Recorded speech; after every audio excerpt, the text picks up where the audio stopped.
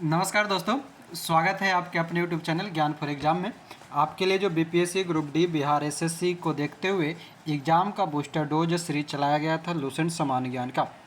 इसी सीरीज को हम लोग पेज बाई पेज लूसेंट का आपको करा रहे हैं, जिसके अंतर्गत आज की क्लास में हम जीव विज्ञान को जानेंगे। जीव विज्ञान जो है हमारा लगभग समाप्त होने वाला है। आज जो हम पढ़ेंगे वो 11वां नंबर चैप्टर पढ़ेंगे, पोषण। 10 चैप्टर ऑलरेडी कंप्लीट करा दिया गया है, तो वहाँ तक आप लोग ज़रूर देख लेंगे। भारत का भूगोल भी आपका समाप्त हो गया है। उसके बाद जो है आपका विश्व भूगोल भी आपका शुरू कर दिया गया है, तो वो सभी वीडियो को आप लोग देख लेंगे। बाकी चलते आज की क्लास पर। वीडियो पसंद आता है तो लाइक शेयर कमेंट करते रहिएगा, नहीं पसंद आता है तो भी करते रहिएगा, ज़्यादा कुछ नहीं बोलेंगे। आइए देखिएगा चैप्टर नंबर 11 आज हम लोग पढ़ेंगे, पोषण। इससे पहले जो है हम लोग पढ़े थे, अगला जो चैप्टर था पिछला वो था चैप्टर नंबर 10, पोषक पदार्थ। तो जरा पोषक पदार्थ से कुछ पॉइंट कल भी बोले थे कि कुछ चीज़ें जो है बहुत इंपॉर्टेंट है, उसको आप लिख करके जैसे भी याद होता है याद कीजिएगा। तो देखते हैं, आइए मुकालात करते हैं कल की क्लास से, उसके बाद फिर आगे बढ़ेंगे। जल्दी से बताइएगा कि कार्बोहाइड्रेट कितने प्रकार के होता है? 3 प्रकार के होता है। जो स्टार्च होता है वो कैसा कार्बोहाइड्रेट है?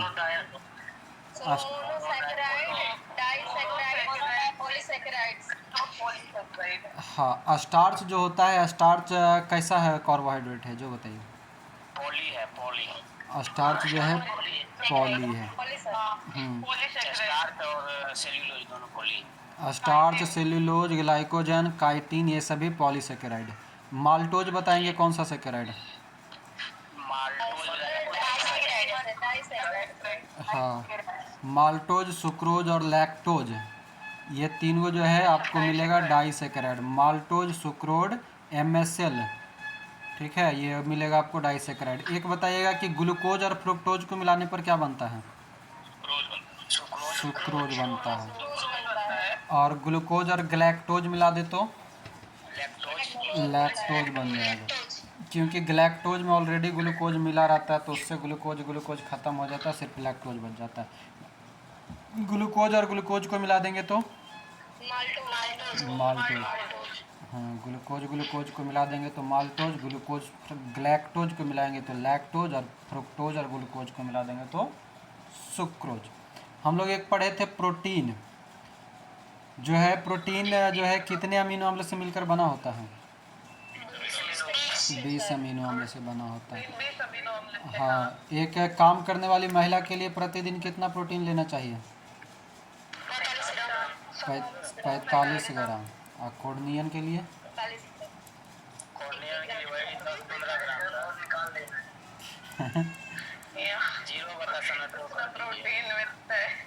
चलिए, सबसे ज़्यादा प्रोटीन किस में मिलेगा? हाँ निकाल लें, सोयाबीन और मूंगफली में। कोर्नियन के शरीर से प्रोटीन निकाल लेना चाहिए ना, सही बोलिए। चलिए आगे कहता है प्रोटीन का प्रकार बताना है। प्रोटीन के प्रकार में बताएंगे, पेप्टोन जो होता है वो कैसा प्रोटीन होता है? व्युत्पन्न, सरल, संयुग्मित। हाँ, व्युत्पन्न प्रोटीन। प्रोटियंस, पेप्टोन और पेप्टाइड जो होता है व्युत्पन्न होता है, ठीक है। और जो ग्लोब्यूलिन्स होता है वो कैसा प्रोटीन है? सरल है। एल्ब्यूमिन्स, ग्लोब्यूलिन्स और हिस्टोन प्रोटीन, ये जो है सरल प्रोटीन है। ग्लाइकोप्रोटीन कैसा प्रोटीन? संयुग्मी प्रोटीन। ग्लाइको और क्रोमो, ये दोनों प्रोटीन संयुग्मी प्रोटीन है। मरासमस नामक बीमारी किससे होता है? प्रोटीन की कमी से। और क्वाशियोरकर किससे हो जाएगा? प्रोटीन की कमी से। हाँ, बच्चों में होता है। ये बताइए कि ऊर्जा उत्पादक कौन सा पोषक पदार्थ होता है? वसा, कार्बोहाइड्रेट, विटामिन, लवण, कौन सा? वसा और कार्बोहाइड्रेट। दोनों हो जाएगा ना। हाँ, वसा और कार्बोहाइड्रेट जो होता है ऊर्जा उत्पादक होता है। जो विटामिन होता है वो किसका उदाहरण है? प्रतिरक्षा करता है, उपापचय नियंत्रक का उदाहरण होता है। न्यूक्लिक अम्ल क्या है? न्यूक्लिक अम्ल आनुवांशिक पदार्थ। चलिए, लवण और जल किसका है? उपापचय। जो पचाने वाला काम करे उपापचय, वो है आपका विटामिन लवण जल, ऊर्जा देगा वसा कार्बोहाइड्रेट, और वृद्धि करवाएगा प्रोटीन, तोड़े फोड़ेगा तब प्रोटीन, और आनुवांशिक में न्यूक्लिक अम्ल। चलिए यहाँ तक हम लोग पढ़ लिए थे। उसके बाद बताइएगा कि शरीर में कौन सा जो है पोषक पदार्थ नहीं बनता है? विटामिन, वसा, कार्बोहाइड्रेट, प्रोटीन। विटामिन नहीं बनता है। हाँ, के और डी बनता है, संश्लेषित होता है बाहरी रूप से। और ये बताइएगा कि रक्षात्मक पदार्थ है किसको कहा जाता है शरीर में? विटामिन को। और विटामिन के का रासायनिक नाम? फिलोक्विनोन। पानी में आर्सेनिक विष के कारण कौन सा बीमारी होता है? केराटोसिस। हमारे शरीर के भार का कितना प्रतिशत भाग जल होता है? 65 से 75%। 65 से 75% तक पानी होता है। चलिए ठीक है। ताड़ी किसका उदाहरण है? वसा का कि द्रव का? हाँ? संतृप्त वसा। ताड़ी ना, ताड़ के तेल संतृप्त वसा होता है। हाँ, पच जाता है आराम से। और सही में पचता भी है जी, नारियल वाला हो या फिर मूंगफली वाला हो, ठीक है। वहाँ पे हाँ, पूना में ना, मतलब महाराष्ट्र में ज़्यादातर लोग मूंगफली का तेल यूज करता है। मूंगफली में बनाता था अमृत, तुरंत भूख लग जाता था, एक आइए 1.5 घंटा में। जब वो मेस शुरू किए थे, बगल में ये वो थे तो वो मेस चलाते थे, उनके यहाँ भी वैसे ही। तो उससे भी लाता था, रात में एक टाइम लेते थे, बाकी तो 2 टाइम वहीं पे मिल जाता था कैंटीन में। एक टाइम रात में खाते थे, 12 बजते बजते भूख लग जाता था, तो सब अलग से कुछ न कुछ ला के रखते थे, काहे कि एक थाली का लेता था 50 रुपये। हम लोग बोले सरसों के तेल में बना के दो, तो सरसों का तेल वो झांस लगता है ना, जलता है आँख। एक दिन बनाने के लिए दिए, रोते रोते आँख मचते आए, बोले मतलब मराठी में बोले कि अब हमसे नहीं बनेगा, इससे हम मूंगफली का तेल बना के देंगे। इससे वह संतृप्त होता है, आसानी से पच जाता है। चलिए अब आइए सीधे आते हैं पोषण पे, ठीक है। पोषण तो हल्का सा है, छोटा सा, बस समझे वाला है। देखिएगा पोषण के अंतर्गत 11वां चैप्टर निकाल लीजिएगा, 293 नंबर पेज है, जो भी पेज आपका अलग अलग बुक में अलग होगा। संतुलित पोषण यानी कि बैलेंस डाइट। बैलेंस डाइट किसको कहेंगे? कि वह पोषण जिससे जीव के लिए आवश्यक सभी पोषक तत्व पर्याप्त मात्रा में उपलब्ध हो जाए, उसको हम बैलेंस डाइट कहेंगे, ठीक है। मतलब जो भी ज़रूरत है वो सब मिले। तो आजकल दूध को संतुलित आहार नहीं माना जाता है, ठीक है। दूध जो है, ये वाला पूछा भी था शायद 66वां बीपीएससी में किसी में। दूध को जो है संतुलित आहार नहीं माना जाता है, क्योंकि इसमें आयरन और विटामिन सी की कमी होती है। ये हमारे लिए इम्पॉर्टेंट रहेगा। दूध पोषक तत्व नहीं है, संतुलित में नहीं है। संतुलित आहार व्यक्ति की आयु, लिंग, स्वास्थ्य, व्यवसाय पर निर्भर करता है। सामान्यतः एक सामान्य कार्य करने वाले औसत युवा मनुष्य को 3000 से 3500 कैलोरी ऊर्जा, ये याद रखिएगा, 3500 तक कैलोरी ऊर्जा उत्पन्न करने लायक भोजन की आवश्यकता होती है। यह ऊर्जा प्राप्त करने के लिए भोजन में लगभग, ध्यान देंगे, भोजन में लगभग 90 ग्राम प्रोटीन, 40 ग्राम से 500 ग्राम तक कार्बोहाइड्रेट, 50 से 70 ग्राम वसा तथा अन्य आवश्यक तत्वों का होना जरूरी है। क्लियर है? प्रोटीन जो है 90 ग्राम प्रोटीन जो है हमारे शरीर में जो है वो लगभग 15% भाग पाया जाता है हमारे शरीर का। कार्बोहाइड्रेट की बात करें तो लगभग सबसे ज़्यादा 50 से 75% पाया जाता है, कल हम लोग पढ़े थे, है ना। और वसा की बात करें तो वसा ज़्यादा नहीं होता है, लगभग 20 से 30% होता है, ऊर्जा देता है। और क्या है? अन्य आवश्यक तत्व है। कहता है पुरुष और बालकों को स्त्रियों तथा बालिकाओं की तुलना में अधिक भोजन चाहिए, ठीक है। बैलवन सब क्या करेगा? खेबे न करेगा। कहता है खाद्य पदार्थों को संतुलित रखने के लिए सोडियम बेंजोएट का प्रयोग किया जाता है। बहुत बार पूछा जाता है, पूछा गया है और पूछा जाएगा, ठीक है। खाद्य पदार्थ को सुरक्षित रखने के लिए किसका प्रयोग करेंगे? Sodium benzoate. सूत्र भी याद रख लेना है, बेंजोएट है यानी कि बेंजीन को फॉलो करेगा, C6H5COONA आता है। आगे यहाँ पर दिया है भोजन और उसके अवयव। भोजन वे पोषक पदार्थ होते हैं जिसको जीव कार्य करने के लिए, वृद्धि एवं ऊतकों की टूट फूट की मरम्मत के लिए तथा विभिन्न जैव प्रक्रमों को सुचारू रूप से कायम रखने के लिए ग्रहण करता है। इसे 3 प्रमुख भागों में बांटा गया है। भोजन जो है 3 भाग में बांटा गया है। एक होता है ऊर्जा देने वाला, दूसरा होता है शरीर बनाने वाला और तीसरा होता है प्रतिरोधी क्षमता वाला। ठीक है, 3 प्रकार का। एगो ऊर्जा देगा, एगो खाना खाइएगा तो ऊर्जा देगा, दूसर का खाइएगा तो क्या बोलेगा, शरीर बनाएगा, और तीसर का खाइएगा तो प्रतिरोधी क्षमता, मतलब अंदर से रोग वगैरह से लड़ने के लिए होता है। यहाँ पर बॉक्स में देखिए कुछ इम्पोर्टेंट 3 गो नाम दे रखा है, पूछते रहता है। राष्ट्रीय पोषण एवं अनुसंधान संस्थान, पोषण अनुसंधान बोलेगा तो हैदराबाद, खाद्य प्रौद्योगिकी बोलेगा तो मैसूर, केंद्रीय खाद्य प्रौद्योगिकी अनुसंधान संस्थान मैसूर, और केंद्रीय औषधि शोध संस्थान लखनऊ। केंद्रीय औषधि शोध संस्थान हो जाएगा लखनऊ, केंद्रीय खाद्य प्रौद्योगिकी हो जाएगा मैसूर, राष्ट्रीय पोषण एवं अनुसंधान संस्थान हैदराबाद। नीचे में दिया है कि मानव शरीर की कैलोरी संबंधी आवश्यकता कार्य करने की प्रकृति के आधार पर पुरुषों में और स्त्रियों में। हल्का काम जो करेगा बैठल बैठल उसको 2000 कैलोरी चाहिए और स्त्री को 2100 कैलोरी चाहिए। 8 घंटा कार्य करने वाला के लिए 3000 कैलोरी और स्त्री को 250 कैलोरी, मतलब 2500, सॉरी 2500, 250 नहीं 2500। फिर है कठिन परिश्रम करने वाला, जो सबसे ज़्यादा काम करेगा वही जो लेबर मजदूरी वाला जो काम करेगा उसको 3600 कैलोरी और स्त्री लोग को 3000 कैलोरी। मगर जो जितना ज़्यादा काम करता है उसको उतना कम ही कैलोरी मिलता है। जितना ज़्यादा काम करो, मेहनत करो, उतना कम पेमेंट मिलता है ना जी। ईटा ढोए वाला के कम पैसा, कुर्सी पे बैठल वाला के ज़्यादा पैसा। तो आप डिसाइड कर लीजिए ईटा ढोए वाला है कि कुर्सी पे बैठेला है ना। हाँ, तो ज़रूरत के हिसाब से उल्टा होता है, मगर चाहिए जितना चाहिए उतना कहाँ से कमाएगा बेचारा। 200-400 रुपया खइबे कमाइबे करता है, और में से 3600 के कैलोरी खोजेला और डेली खाए पड़ेगा एकदम मस्त दूध दही चिकन है मसालेदार। सबसे अच्छा वही लोग खाता है।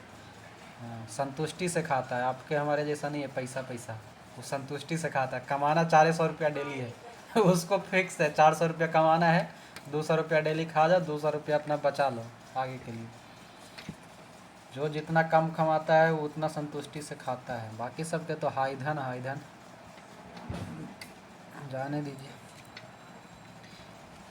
हाँ, आगे देखिएगा नीचे में क्या दिया है, संतुलित आहार के तालिका है। ये वाला हम ना पढ़ेंगे, जरा ज़रूरत होगा वो अपने से पढ़ लीजिएगा। नोट में दिले है कि भोजन विषाक्तता का कारण लैक्टोबैसिलस है, इसको नोट वाला पढ़ लीजिएगा। भोजन जो होता है विषाक्त किसके कारण होता है, लैक्टोबैसिलस के कारण होता है। लैक्टोबैसिलस से कुछ और होता है, नहीं सर, दूध से दही। दूधवा फट के दही बन जाता है ना। हाँ, खट्टा खट्टा लगता है।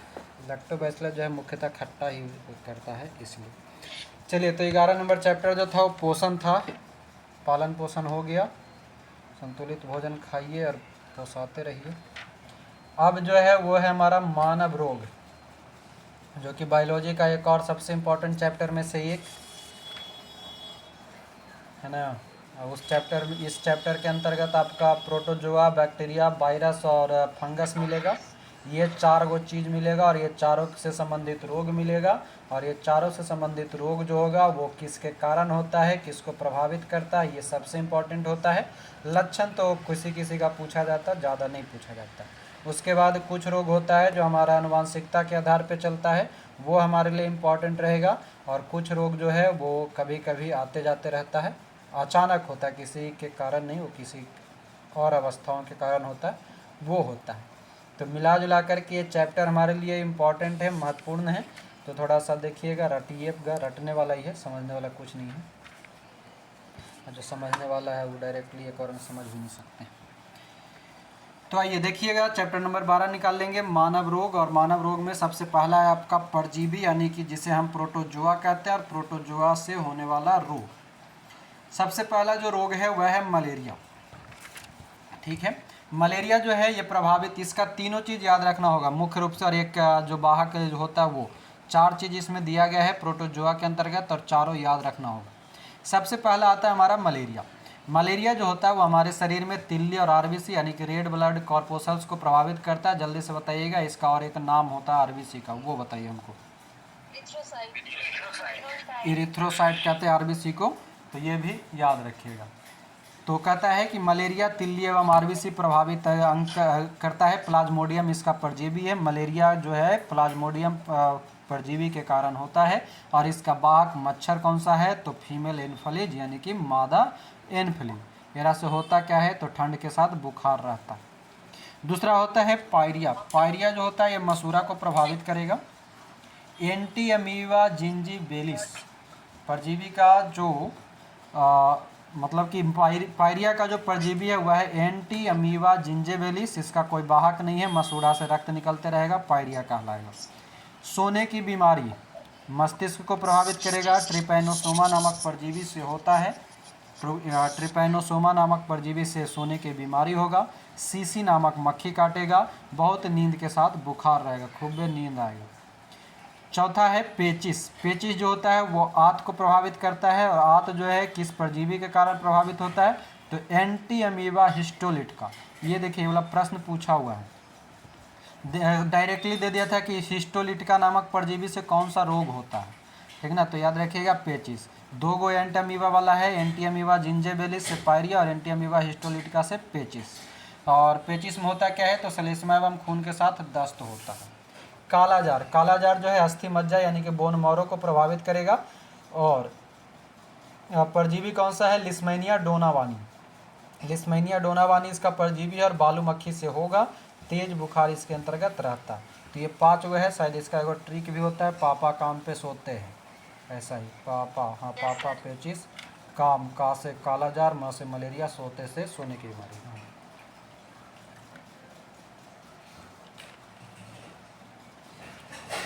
तो सबको याद रखना आपका काम है। मलेरिया का बताइएगा परजीवी कौन सा, प्लाज्मोडियम। मलेरिया से कौन सा रोग अंग प्रभावित होगा, तिल्ली और आरबीसी। मलेरिया के मलेरिया का वाहक कौन है, मादा एनोफ्लिज मच्छर। आगे बताएंगे कालाजार। कालाजार किसको प्रभावित करता है,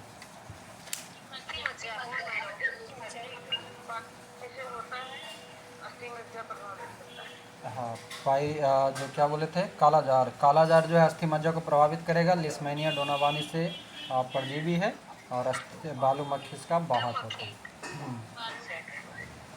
चलिए आगे बताएंगे कि ये सोने की बीमारी किसको प्रभावित करेगा और इसका परजीवी बताएंगे।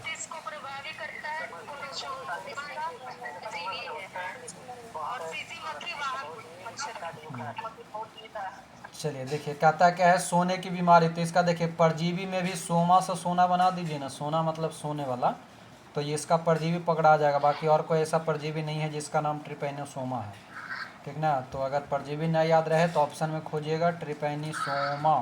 सोमा मतलब सोना, सोना मतलब सोने की बीमारी। और बीमारी नींद कहाँ से आता है, दिमाग से ना, दिमाग कहता है सो जाओ, तो मस्तिष्क, ठीक है। और सीसी मक्खी, अब बच्चा सबको सुलाने के लिए लल्ला लल्ला लोरी या सीसी सीसी करते रहते हैं, तो हो जाएगा सीसी मक्खी। अगला सीसी सीसी नहीं करते, मान लीजिए बच्चा सबको सुसु कराने के लिए सीसी सीसी तो करते होंगे, पता नहीं सर। हाँ पता कीजिएगा घर में। आगे पेचिस बताएंगे, पेचिस का परजीवी बताएंगे।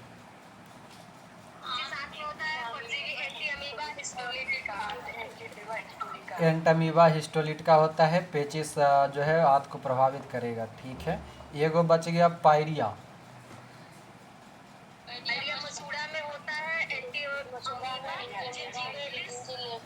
जिंजेबेलिस, एंटमीबा जिंजेबेलिस मसूड़ा को प्रभावित करेगा, ठीक है। सबको याद हो गया। एक और बोल देते हैं, परजीवी और प्रभावित अंग। वाहक तो सबको याद है, ये है मादा एनोफ्लिज मलेरिया का, सीसी मक्खी सोने का, बालू मक्खी कालाजार का। मक्खी जो रहेगा ना उसको काला जार, जार मतलब बर्तन होता है, और हमें बंद कर दीजिएगा बालू बालू डाल के, काला जार हो जाएगा। देखिए कहता है मलेरिया। मलेरिया जो है ये तिल्ली और स्प्लिन जो होता है और आरबीसी को प्रभावित करेगा। प्लाज्मोडियम इसका परजीवी है। पायरिया की बात करें तो पायरिया मतलब मसूड़ा, सबको पता है, सबके दांत खराब हो रहे, बुढ़ापा आ गया है। एंटी अमीबा जिंजेबेलिस इसका परजीवी होता है। सोने की बीमारी की बात करें तो दिमाग आपको कहेगा सुला देगा, तो सुला देना है। ट्रिपेनोसोमा, सोमा और सोना एक साथ मिल जाएगा। पेचिस की बात करें तो पेचिस जो है आंत में है, और हिस्टोलिटिका एंटमीबा हिस्टोलिटिका इसका परजीवी है। काला जार जो है अस्थि मज्जा में आएगा, और लिस्मेनिया डोनावानी इसका परजीवी है, बालू मक्खी से इसका फैलाव होता है। अब आइएगा दूसरा जीवाणु। जीवाणु जो है और भी बेहतरीन है, और ये सबसे ज़्यादा फंसाता भी है। जीवाणु और विषाणु ये दो को फंसाएगा। अब पहले तो कि इंग्लिश में और हिंदी में फंसता है। जीवाणु मतलब बैक्टीरिया, ठीक है। जीवाणु मतलब बैक्टीरिया। देखिए जीवाणु, जी आगे से जी निकालिए, जीवाणु, वा से बैक्टीरिया निकाल लीजिए, जीवाणु, ठीक है। हिंदी इंग्लिश में बड़ा कन्फ्यूजन होता है, कभी विषाणु बैक्टीरिया बन जाता है, कभी वायरस जीवाणु बन जाता है। तो तोड़ेला हम बता दे रहे हैं, याद रह गया तो ठीक, ना याद रहा तो अपना अपना मुबारक। जीवाणु, जी से आगे जीवाणु, और वा से बैक्टीरिया, तो यानी कि जीवाणु को हम क्या कहते हैं, बैक्टीरिया कहते हैं। उसी तरह से ये वो रह जाएगा, तो बाकी विषाणु वायरस आपको याद रहेगा। विषाणु वायरस में भी वा लिखाता है, विषाणु भी वी से लिखाता हुआ, या वा, वहाँ से उसको रिलेट कीजिएगा, आपको याद रहेगा, तोड़िएगा तो। चलिए बाकी आपकी मर्जी, जैसे जिसको याद है वो अपने अपने हिसाब से रखे रहिएगा। सबसे पहला जो है जीवाणु यानी कि बैक्टीरिया। बैक्टीरिया से होने वाला रोग में जो है सबसे पहला आता है टिटेनस या टिटनस। टिटनस जो है ये हमारा तंत्रिका तंत्र को प्रभावित करेगा, नर्वस सिस्टम को प्रभावित करता है। इसका जीवाणु जो होता है वह क्लोस्ट्रीडियम टिटेनी यानी कि टिटेनी टिटनस, याद रखने की जरूरत बाहर से नहीं है। जीवाणु का नाम क्या है टिटेनस का, तो टिटनस टिटेनी, कोलेस्ट्रीडियम टिटेनी यानी कि टिटनस तंत्रिका तंत्र को प्रभावित करेगा। लक्षण जो है वो लगभग सबका एक समान होता है जीवाणु से होने वाले रोगों में। फिर भी तेज बुखार, शरीर में ऐंठन, जबड़ा बंद होना, ये खाली एगो पॉइंट वह याद रख लीजिएगा, ठीक है। जबड़ा बंद होना किस बीमारी में, इसी को एक और कुछ तो इंग्लिश में बोलते हैं, कोई लौकजा, हाँ, धनुष टंकार या लौकजा जो बोलते हैं इसी को बोलते हैं। तो ये जबड़ा बंद वाला खाली है कि इसका बंद हो जाता है सर। हाँ, मुंह में न खुलेगा, जिसको हम लोग कुछ बोलते हैं दत्ती लगना, ठीक ना, दांत सट जाता, खुलबे नहीं करता। दूसरा होता है हैजा। हैजा क्या है, हैजा जो है आंत को प्रभावित करेगा। यहाँ पर ये सब चीज़ याद रखे पड़ेगा भैया, हम कह दे रहे हैं पहले, बीमारी याद रखे पड़ेगा, प्रभावित अंग रखे पड़ेगा, और जीवाणु के नाम याद रखे पड़ेगा। बाकी कैसे याद रखा हुआ तो हम अपना अपना देख ला, मतलब हम बताएंगे, बाकी जैसे भी याद रखें। पहला आता है हैजा। हैजा क्या है, प्रभावित करता है आंत को। ये जीवाणु किसका है, तो विब्रियो कॉलेरी, किसका, विब्रियो कॉलेरी। हैजा को इंग्लिश में कहते हैं कॉलरा, ठीक ना। तो हैजा का इंग्लिश नाम याद रखिए कॉलरा, कॉलरा से मिल जाएगा आपको कॉलेरी। तो ये इसका जीवाणु याद रखने की अब जरूरत नहीं है। बाकी रह गया प्रभावित करने वाला, तो आंत को प्रभावित करेगा। हैजा होगा तो हमेशा दस्त और उल्टी होता रहेगा। तीसरा है टाइफाइड। टाइफाइड किसको प्रभावित करेगा, आंत को प्रभावित करेगा, यानी कि कौन कौन, तो ये हो जाएगा आपका दांत, हैजा और टाइफाइड जो है आंत को प्रभावित करेगा। और इसका भी देखिए, टाइफाइड का भी जीवाणु नाम देखेंगे तो साल्मोनेला टाइफी। टाइफी मतलब टॉफी, टॉफी मतलब टाइफाइड, टाइफाइड मतलब टाइफाइड मतलब आंत, ठीक है। तो साल्मोनेला टाइफी तेज बुखार और सिर दर्द को लक्षण दिखाता है। क्षय रोग। क्षय रोग मतलब होता है क्या, क्षय रोग मतलब होता है टीबी। टीबी मतलब फेफड़ा को प्रभावित करेगा, टीबी होता है ना, ट्यूबरकुलोसिस, हाँ। इसका क्या है, माइकोबैक्टीरियम ट्यूबरकुलोसिस। क्षय रोग मतलब टीबी बता दिए, टीबी मतलब यहाँ से निकल गया आपका माइकोबैक्टीरियम ट्यूबरकुलोसिस, मतलब इसका भी जीवाणु याद रखने की जरूरत नहीं है, आप आराम से पकड़ सकते हैं ऑप्शन देख करके। बार बार खांसी के साथ कफ रहेगा, रक्त निकलता रहेगा, मतलब खून। अगला है डिप्थीरिया। डिप्थीरिया जो है ये श्वास नली को प्रभावित करेगा, ये इंपॉर्टेंट है आपका। डिप्थीरिया में भी जीवाणु का नाम आखिरी में डिप्थीरी लगा हुआ है, कोरिनी बैक्टीरियम डिप्थीरी, मतलब आपको याद रखने का जरूरत नहीं है। सांस लेने में कठिनाई होगा, दम घुटेगा, ठीक है। फिर आता है प्लेग। प्लेग जो है ये फेफड़ा और कारब दोनों पैर के बीच में जो होता है, कारब दोनों पैर के बीच में होता है, वहाँ पर इसको प्रभावित करेगा। और इसको देखिए पास्चुरेला पेस्टिज, प्लेग को इंग्लिश में पेस्टिज भी बोलते हैं, ठीक ना। तो वहाँ से याद रखिएगा पास्चुरेला पेस्टिज, ये आपका हो जाएगा जो क्या होगा, तो प्लेग को प्रभावित करेगा। बाकी वही सारा लक्षण है, तेज बुखार, शरीर में गिल्टी, ये सभी। काली खांसी। काली खांसी श्वसन तंत्र को ध्यान रखेंगे, श्वसन तंत्र और श्वसन नली दोनों अलग अलग होता है। श्वसन तंत्र का हिस्सा श्वास नली होता है। तो काली खांसी जो है ये क्या होगा, श्वसन तंत्र को प्रभावित करेगा। और इसको क्या कहते हैं, हीमोफिलस पर्ट्यूसिस। ये जैसे वो दवा का इंजेक्शन का नाम आता है डीपीटी, तो वहाँ से याद रखिएगा, इसी को डिनोट करता है। पूछता है कि पी किसको डिनोट करता है, तो पर्ट्यूसिस। पर्ट्यूसिस मतलब काली खांसी। इसको और कुछ नाम बोलते हैं क्या, शायद ब्लैक कुछ याद है कि नहीं को, ब्लैक, हाँ कफिंग कफ या ऐसा कुछ बोलते हैं इसको, कुकिंग कफ या कफिंग कफ, जो भी है। काली खांसी श्वसन तंत्र को हीमोफिलस पर्ट्यूसिस इसका लक्षण है, हमेशा खांसी आता रहेगा। वही कौन है अपना, कौन है जी वो मुख्यमंत्री, अरे अरविंद केजरीवाल। हाँ अस्थमा है सर उनको। हाँ जो भी है, मतलब उनको जोड़ लीजिएगा, काली खांसी, श्वसन तंत्र, हीमोफिलिया पर्ट्यूसिस। सुनेंगे तो हमारा पे कैसे कर देंगे, कोई बताइएगा नहीं उनको, ठीक ना, फ़ोन ऑन कर दीजिएगा। आगे आइए, निमोनिया। अगला क्या है, निमोनिया। निमोनिया जो है प्रभावित किसको करता है, तो निमोनिया प्रभावित करता है आपका फेफड़ा को, मतलब ये बच्चा सब में ज़्यादा होता है। तो इसका भी आपको जीवाणु याद रखने की जरूरत नहीं है। Diplococcus pneumoniae. न्यूमोनी मतलब निमोनिया, तेज बुखार, फेफड़ा में सूजन। आपको याद क्या रखना है, खाली किसको प्रभावित करता है जो। कोड। कोड मतलब लेप्रोसी। लेप्रोसी मतलब माइक्रोबैक्टीरियम लेप्री, मतलब इसका भी जीवाणु रखने की जरूरत नहीं है। प्रभावित किसको करेगा, तो तंत्रिका तंत्र और त्वचा को प्रभावित करता है, ठीक है। बाकी क्या होता है, शरीर पे चकता चकता, ये सब आप लोग देखे होंगे, तो ये सब बताने की जरूरत है नहीं। तंत्रिकाएं प्रभावित होता है। गोनोरिया। गोनोरिया जो होता है ये मूत्र मार्ग में होता है, और ये क्या है, नाइसेरिया गोनोरिया, यानी कि इसका भी जीवाणु की जरूरत नहीं है। मूत्र मार्ग में क्या हो जाता है, सूजन हो जाता है। फिर होता है सिफिलिस। सिफिलिस जो होता है ये शिश्न में होता है, यानी कि क्या बोलते हैं, पेनिस में होता है। और ये टैपोनमा पैलिडम, क्या है, टैपोनमा पैलिडम, इसका याद रख लीजिएगा, सिफिलिस का जीवाणु टैपोनमा पैलिडम। और ये किसको करेगा, तो शिश्न में घाव हो जाता है, जो पुरुष का जो मूत्र मार्ग होता है उसमें घाव हो जाता है, और ये सिफिलिस बीमारी कहलाता है, पूरा चकते चकते लाल लाल हो जाता है वो। तो ये पूरा का पूरा आपका जीवाणु से होने वाला रोग है। और जीवाणु से होने वाला रोग में भी कुछ कुछ ट्रिक था, ट्रिकवा तो हम भुला गए। ये वो क्या बोलते हैं, कोई टिंकू नाम, टिंकू सीटी को गई छू बनी है पटाखा, ऐसा ही कुछ एक और था, हमने बनाया था जो हम भूल गए, मेरा वाला ट्रिक ही भूल गया। तो डीप सिटी का कूटनी भी था सर। किसका, डीप सिटी का कूटनी। डीप सिटी का कुटनी, जो भी हमको नहीं याद आ रहा, हम जो बनाए थे वो मेरा वाला नहीं याद आ रहा, बाकी हमरा को याद होगा नहीं, इसलिए आप लोग अपने अपने तरीक़ा से याद रख लीजिएगा। हम जो बनाए थे हम भूल गए, ठीक है। तो इसमें से देखिए, जो जीवाणु अभी हम लोग पढ़े, तो पहला तो जीवाणु और बैक्टीरिया का हम आपको बांट करके बता दिए कि जीवाणु वाला बैक्टीरिया कैसे याद रखिएगा। जो बाकी रह गया जीवाणु का नाम याद रखने के लिए, जीवाणु से होने वाला रोग में, तो सबका नाम लगभग लगभग सेम है, तो वो जीवाणु का नाम याद रखने वाला चीज़ नहीं है। बाकी एगो अंतर में खाली सिफिलिस का दिखा, टोपैनोपैलिडम जो अलग दिखा। बाकी कोड को हम लोग इंग्लिश में लेप्रोसी ही कहते हैं, इसलिए उसका भी लेप्री है। फिर प्लेग को पेस्टिज भी कहते हैं, यानी कि उसका भी पेस्टिज होता है। बाकी सबका लगभग लगभग समान है। आपको याद रखने वाली चीज़ सिर्फ है, वह है प्रभावित अंग। जल्दी से बताइएगा, टिटनस जो होता है वो किसको प्रभावित करता है, तंत्रिका तंत्र को। काली खांसी,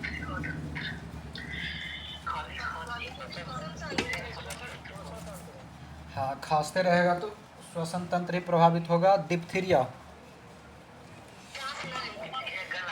हाँ डिप्थीरिया जो होता है ये मुख्य रूप से श्वास लेने में परेशानी करता है, इसलिए श्वास नली, मतलब कि नाक से लेकर के अंदर तक की जो पूरा नली है वो उसको प्रभावित करेगा, डिप्थीरिया। गोनोरिया बताएंगे, मूत्र मार्ग है जो है, मूत्र मार्ग में सूजन हो जाता है। सिफिलिस, शिश्न को प्रभावित करता है, पेनिस को। टाइफाइड किसको प्रभावित करेगा, आंत को। पेचिस किसको प्रभावित करता है,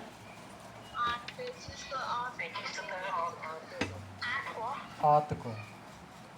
तो देखिए, तो 3 गो बीमारी जो है वो आंत को प्रभावित कर रहा है, पेचिस, हैजा, टाइफाइड। कौन कौन सा, पेचिस, हैजा और टाइफाइड। पी से पेचिस, एच से हैजा, टी से टाइफाइड, है ना। PhD टॉप है पतरकी। ऐसा नहीं, आपके लिए नहीं। हमको याद हो गया। अब न बताएंगे। बुला बुला गया गलती से। मगर बोलेंगे नहीं। चलिए ठीक है, आप लोग याद रखिएगा। आपने डायरिया भी तो होता है ना, डायरिया भी आप हैं? डायरिया डायरिया भी करने हैं डायरिया इसमें। डायरिया को ही हैजा बोलते हैं ना सर? हाँ जी। नहीं डायरिया को है नहीं, हैजा दूसरा है डायरिया। डायरिया अतिसार होता है जी। डायरिया जो होता है अतिसार में होता है, जो आंत को प्रभावित करता है। हाँ, डायरिया भी वो होता है, हेलमिंथिस होने वाला रोग होता है। तो अच्छा, एक और मिल गया, रुकिए देखते हैं। PhD और D डायरिया। तो है पतरकी। डाटा पे है आता है, चलिए डाटा पे है आता है, डाटा डायरिया डाटा। छोड़िए ना, हमरा याद हो गया, टॉप है पतरकी दीदी। ठीक है, आप लोग याद रखिएगा। पाउट की है पतरकी। हैं? टॉप है पतरकी बोले, पाउट है नहीं। टॉप है। T से हो जाएगा आपका, छोड़िए ना बताएंगे। T से टाइफाइड है, H से हैजा हो गया, P से आपका वैसे था पेचिस हो गया, और एगो हो गया D से डायरिया। डी से डाउन भी है वो। नहीं, टॉप है दोनों पतरकी। इसका आप देखिए, अब हो गया टॉप है दोनों पतरकी। आत बाकी अपना अपना याद रखेंगे। ये तो डाउन भी है दोनों पतरकी सर। ना, अच्छा जेरा जी याद रखे, लो याद रखे। आ गया ये। बताइएगा निमोनिया। निमोनिया बताइएगा। दुनिया से फेफड़ा सर। निमोनिया फेफड़ा। चलिए, हाँ तो अब नीचे में देखिए क्या कुछ लिखा हुआ है, छोटा छोटा पॉइंट है, उसको पढ़ लेते हैं।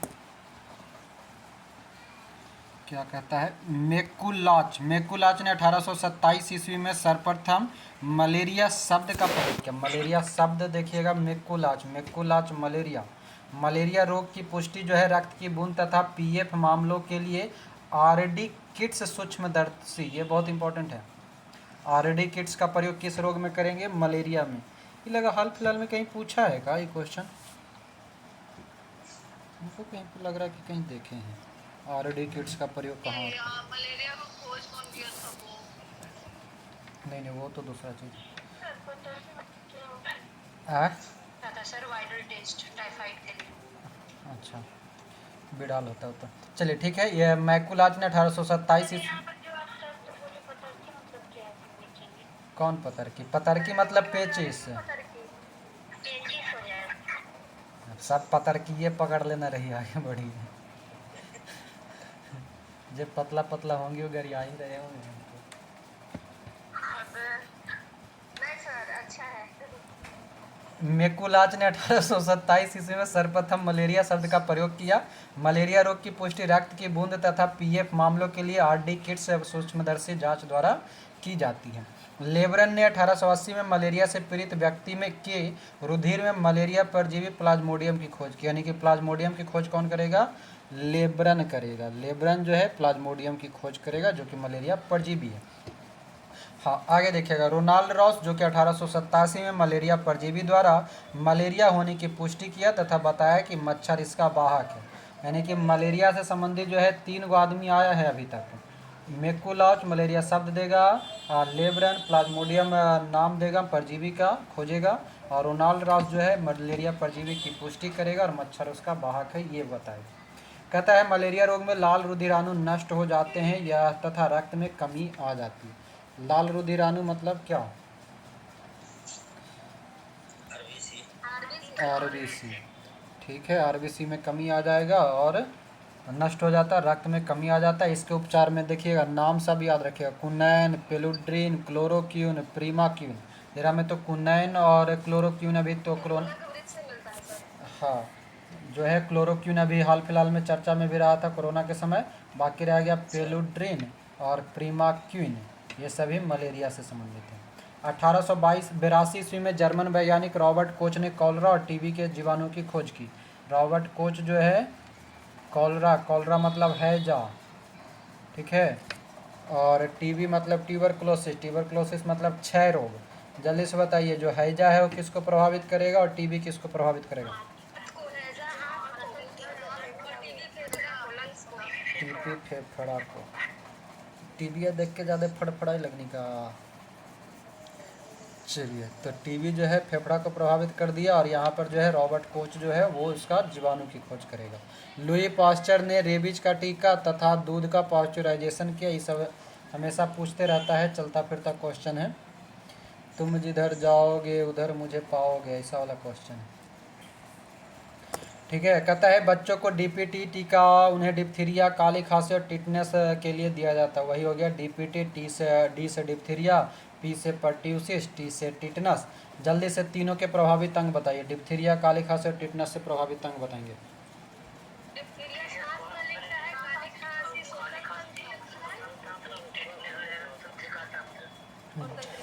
हाँ, डिप्थीरिया आपका हो जाएगा श्वास नली, काली खांसी खांसेगा श्वसन तंत्र से, और टिटेनस जो है टिटेनस हो जाएगा तंत्रिका तंत्र से।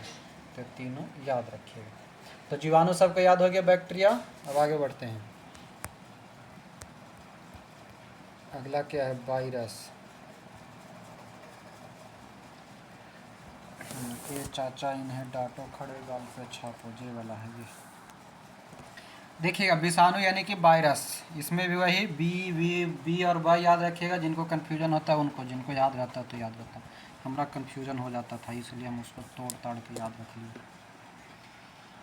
देखिए क्या कहता है, एड्स। सबसे पहला जो है वायरस से संबंधित एड्स है। एड्स जो है प्रभावित करेगा WBC को, यानी कि प्रतिरक्षा प्रणाली को। विषाणु का नाम है HIV, सबको याद है, और रोग प्रतिरोधक क्षमता को नष्ट करता है। एड्स में क्या होता है? रोग प्रतिरोधक क्षमता नष्ट हो जाता है, यानी कि WBC जो है प्रभावित हो जाता है। ठीक है। उसके बाद है डेंगू ज्वर। डेंगू ज्वर को हड्डी तोड़ बुखार भी कहते हैं। इसको इंग्लिश में क्या बोलते हैं जी? क्या बोलते हैं इंग्लिश में? कुछ बोला जाता है ना इसको,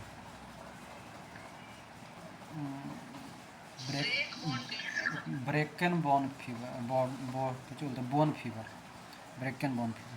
ठीक है, जो भी है। डेंगू ज्वर जो है हड्डी तोड़ बुखार कहलाता है। सब पूरे शरीर में क्या होगा? खासकर सिर, आँख और जोड़ को प्रभावित करता है। आर्बो वायरस, इसका आर्बो वायरस याद रखिएगा। डेंगू ज्वर आँख, पेशी, सिर तथा जोड़ों में दर्द लाएगा। पोलियो, पोलियो जो है गला, रीढ़, नाड़ी संस्थान ये सभी को प्रभावित करता है। मतलब ये कहीं से कहीं किसी को भी तोड़ ताड़ देता है, मतलब तिरछा कर देता है। पोलियो वायरस से ही होगा। ज्वर, बदन में दर्द, रीढ़ की हड्डी, आंत की कोशिकाएं नष्ट की जाती हैं। ये याद रख लीजिएगा, जो रीढ़ की हड्डी और आंत की कोशिकाएं नष्ट हो जाती है पोलियो से। इन्फ्लुएंजा की बात करें तो पूरे शरीर में मिक्सो वायरस, ABC याद रखिएगा। इन्फ्लुएंजा मिक्सो वायरस हो जाएगा। गलसोत, छींक और बेचैनी रहता है। तो गलसोत को याद रख लीजिएगा, इन्फ्लुएंजा का मिक्सो वायरस। चेचक पूरे शरीर में आएगा। बैरियोला वायरस से होता है। तेज बुखार, शरीर पर लाल लाल दाना हो जाएगा। उसके बाद आता है छोटी माता, ये भी पूरे शरीर पर, और ये भी बैरीसेला। ध्यान दीजिएगा, बैरियोला और बैरीसेला। ओला से जाएगा चेचक और सेला से छोटी माता। ठीक है, ओला वायरस जो है बैरियोला से चेचक और बैरीसेला से छोटी माता। नाम थोड़ा सा समान है, याद रखने का प्रयास कीजिएगा। छोटी माता में क्या है सर?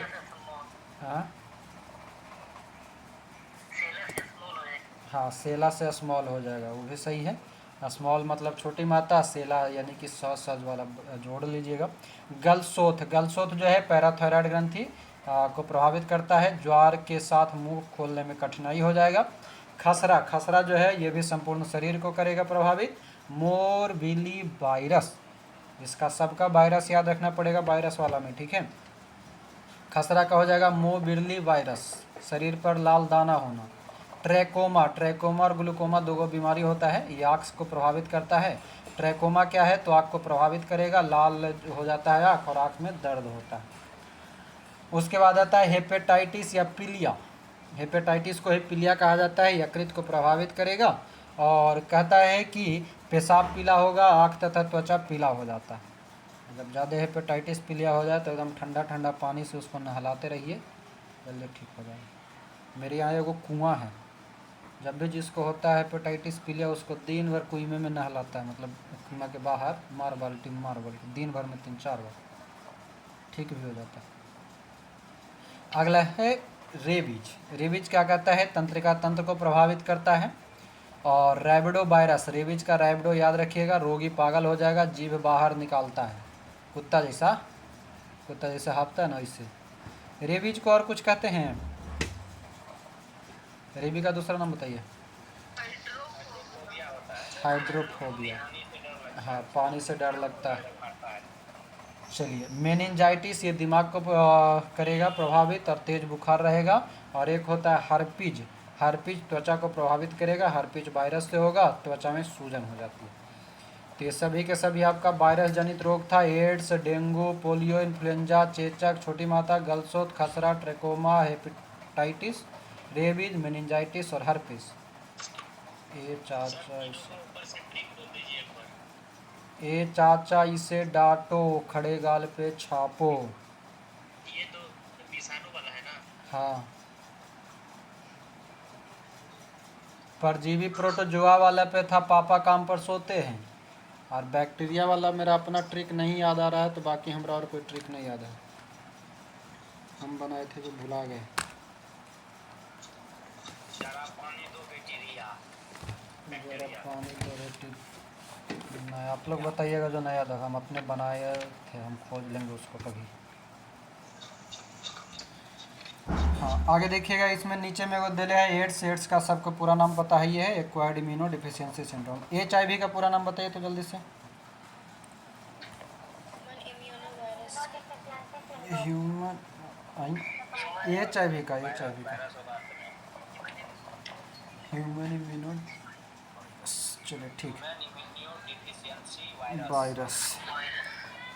हाँ, आगे देखेंगे, कहता है जीका बुखार जो है, जिसे जीका रोग के नाम से जाना जाता है, जीका वायरस के कारण होता है। ठीक है, जीका वायरस मुख्यतः एडिज प्रकार के मच्छर के काटने से फैलता है। जीका बुखार भी किससे फैलेगा, एडिज से। ठीक है, और कहता है कि यह शारीरिक संबंध बनाने और खून चढ़ाने से भी इसके फैलने की संभावना है। यानी कि जीका जो वायरस है, जीका बुखार, ये शारीरिक संबंध से भी बनेगा। और अगर जिसको जीका वायरस हो रखा है यानी बुखार, उसको, यानी कि एक तरह से हम कह सकते हैं संक्रामित बीमारी है। कहता है यह रोग जो है गर्भवती माँ से गर्भस्थ शिशु में जा सकता है और शिशु के शरीर के अपूर्ण विकास की वजह बन सकता है। यानी कि जीका वायरस से क्या होगा, अपूर्ण विकास होगा सिर का। इसके अधिकांश मामले 60 से 80% में कोई लक्षण नहीं दिखते।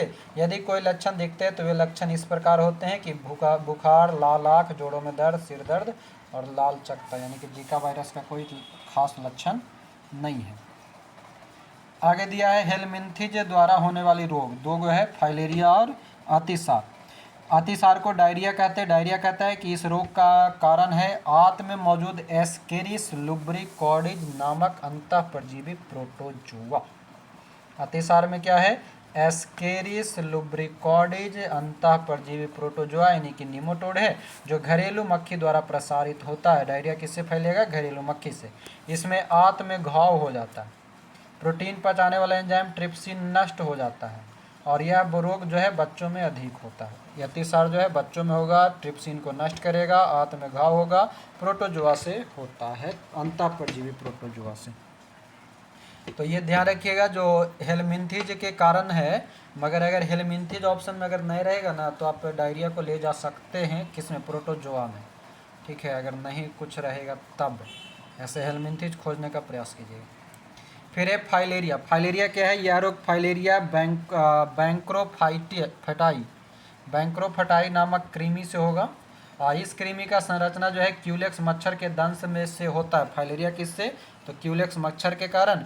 इस रोग में पैर, वृषण कोष तथा शरीर के अन्य भागों में सूजन आ जाता है और इस रोग को हाथी पाँव क्या है, हेलिफेंटेसिस भी कहा जाता है। फाइलेरिया को हाथी पाँव भी कहेंगे। तो ये हो गया फाइलेरिया आपका। तो यहाँ तक कंप्लीट हुआ हमारा। एक और फफूंद देख लेते हैं, साथ में ये एक साथ हो जाएगा, जितना भी कारक है जो। फफूंद देखेंगे, फंगस। फंगस यानी कि कवक से। कहता है कि सबसे पहला है दमा। दमा की बात करें तो ये अस्थमा कहलाता है। मनुष्य के फेफड़ों में एस्परजिलस फ्यूमिगेट्स नामक कवक के स्पोर पहुंचकर वहां जाल बनाकर फेफड़ों का काम अवरुद्ध कर देता है। और दमा जो है एक प्रकार का संक्रामक रोग है। तो दमा से याद रखने वाली चीज़ है कि फंगस से होगा और एस्परजिलस फ्यूमिगेट्स के कवक से होता है। दूसरा है एथलीट फुट। एथलीट फुट और एलिफेंटेसिस ये दोनों अलग अलग होता है।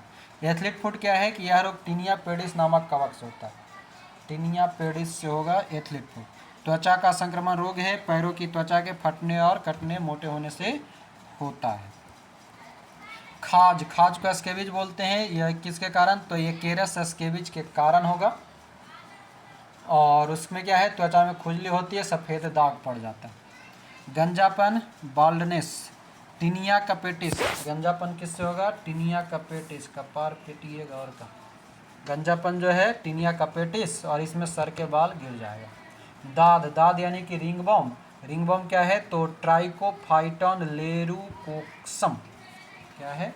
ट्राइकोफाइटॉन लेरूकोसम नामक कवक से दाद होता है, संक्रामक रोग है, त्वचा पर लाल रंग के गोले पड़ जाते हैं। तो ये 4-5 तरह के जो है वो आपका क्या है, कवक से होने वाला रोग है। इसी का ट्रिक क्या था? गंजा दमाद खाए फ्रूट। ठीक है, ट्रिक लिखना होगा तो लिख लीजिएगा, गंजा दमाद खाए फ्रूट। गैस से हो जाएगा गंजापन, गंजा दमाद से दम्मा, खाए से खाज, गंजा दमाद खाए फुट। हाँ, फुट से हो जाएगा एथलीट फुट। चलिए, तो ये जो भी कारक था, परजीवी, प्रोटोजोआ, बैक्टीरिया यानी जीवाणु, वायरस यानी विषाणु, हेलमिंथज और फंगस यानी कवक यानी फफूंद, ये सभी से संबंधित सारा रोग हम लोग लगभग पढ़ लिए पूरा। बाकी याद रहना नहीं रहना वो सब आपके बात की बात है, इसमें और कोई क्या करेगा। तो आज की क्लास को इसको यहीं पर रहने देते हैं। कल हम लोग कर लेंगे कौन सा, मनुष्यों में होने वाला आनुवांशिक रोग से, है ना। आनुवांशिक रोग कल हो जाएगा, हम लोग कर लेंगे। उसके बाद कल तो इसी में लग जाएगा। फिर विविध बचेगा। विविध वाला आप लोग खुद पढ़ लीजिएगा, क्या कि विविध में एक ही चीज़ रिपीट बहुत सारा है। आखिरी में जो है महत्वपूर्ण तथ्य वो पढ़ा देंगे, कुछ महत्वपूर्ण जानकारी ये वाला आप लोग पढ़ लीजिएगा खाली, ठीक है। विज्ञान के जो प्रमुख शाखा है, बाकी देखेंगे टाइम बचेगा तो एक छोटा सा क्लास में उसको कर देंगे, कराइए देंगे मिला जुला के। चलिए, तो आज की क्लास को यहीं पर रहने देते हैं, अगले क्लास में मिलेंगे। अभी के लिए सबको धन्यवाद। जय हिंद।